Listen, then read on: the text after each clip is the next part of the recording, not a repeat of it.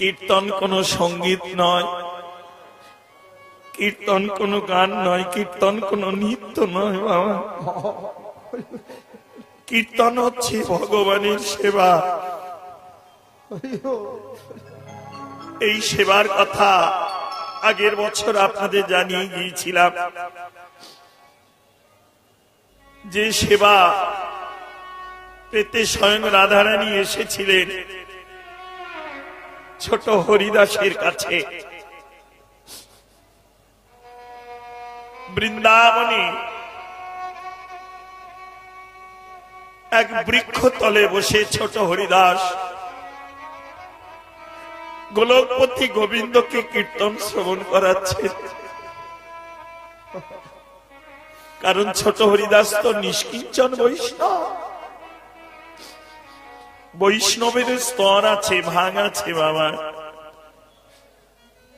যাহার বদনে হয় সদা কৃষ্ণ নাম, তাহারে করিও তুমি বৈষ্ণব সম্মান।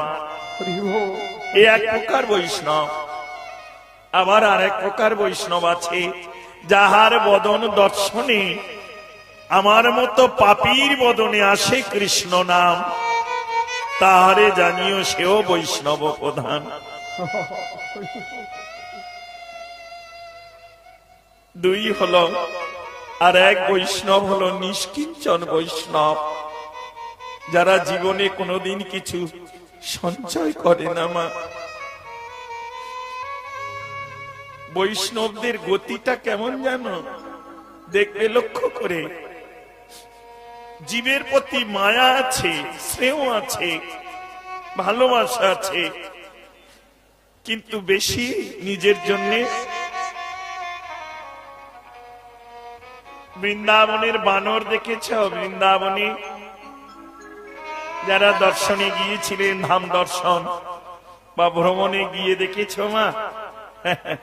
একটা খাবার পেলেই জোর দুটো বাস নিয়ে, তাই না?